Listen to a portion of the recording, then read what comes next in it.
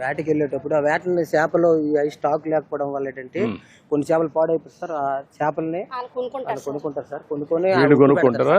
ఉప్పు పెట్టి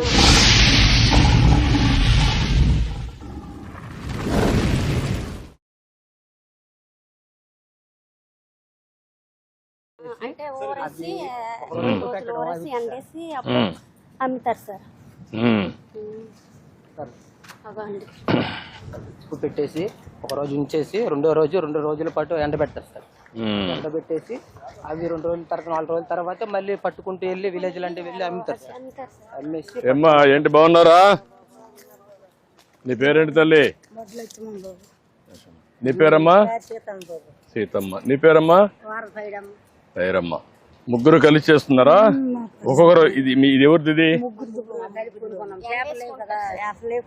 లేవు, ముగ్గురు కలిసి కొనుక్కున్నారు. ఇప్పుడు ఎంత అమ్మా ఇవి అన్ని ఎంత కొన్నారు? 10,000 అయిందా? ఇప్పుడు ఈ చేపలన్నీ ఎట్లా చేస్తారమ్మా? ఇది ప్రాసెస్ ఇది ఎట్లా చేస్తారు? మొదటిగా కట్ చేస్తారు. దీంట్లో ఏమైనా క్లీన్ చేస్తారా? ఇవన్నీ కూడా అది చేస్తారు.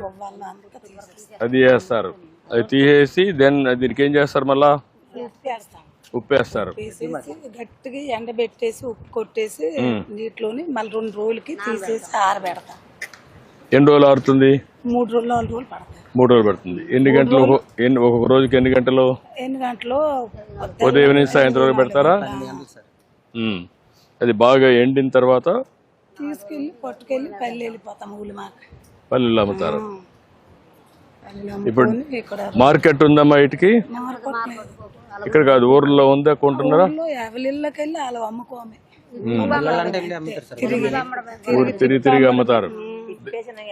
మోసేసి తిప్పేసి అమ్మడమే. మీరే వెళ్తారా? వేరే వాళ్ళు పంపిస్తారా? మళ్ళా మీరే వెళ్తారా? మరి మాకు ఇదే బాధ. మరి తల బాధలు వేసేసి పచ్చి చేప మోచి ఎండి చేప మోచి మాకు అంతా ఇదే బాధ. మాకు వచ్చింది పేద పరిస్థితి. నీకు ఎంతమంది మా పిల్లలు? నాకు ముగ్గురు. వాళ్ళు ఏం చేస్తారు? 2 ఆడలు 7 చీరలు చదివినేది చదివినేది. నీకమ్మా? వాళ్ళు ఏం చేస్తారమ్మా? చచ్చిపోయాడు బాబు అన్నాడు. ఏటకి వెళ్తాడు, 20 వాళ్ళు వెళ్తాడు.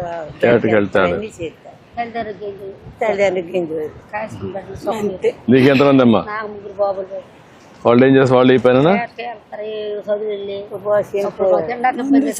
ఎందుకు చదివించాల? నువ్వు చదివించలే కదా, నువ్వు తప్పు నీదే కదా.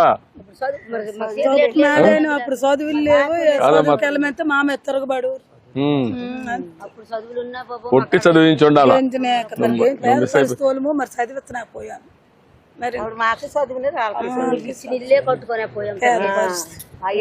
ఉంటాయమ్మా, పరిస్థితులు ఉంటాయి. పరిస్థితుల నుంచే బయటకు రావాలి.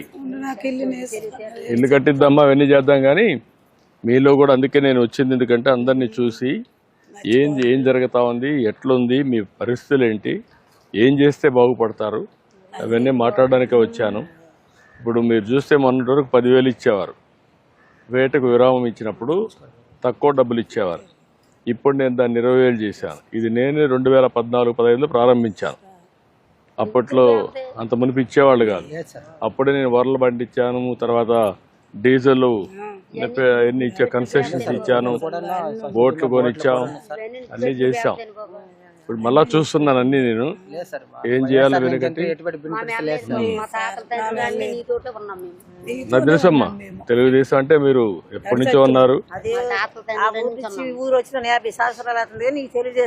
తెలుగుదేశంకే ఉన్నారు. నాకు ఉంది. చేద్దామా. ఇప్పుడు ఈ ప్రభుత్వం మీ ప్రభుత్వం ఇది. అన్ని విషయాల్లో నేను శ్రద్ధ పెడతాను.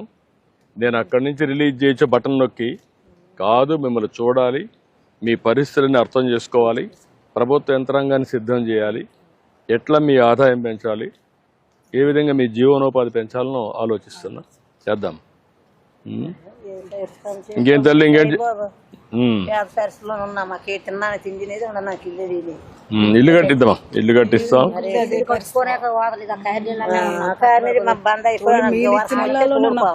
ఆ పాత ఇల్లు ఇప్పుడు కట్టిస్తాం. ఇళ్ళు అన్ని కట్టిద్దాం. మీరు ధైర్యంగా ఉండండి. చేద్దాం. మంచిదమ్మా. Thank you. నమస్కారం అమ్మా.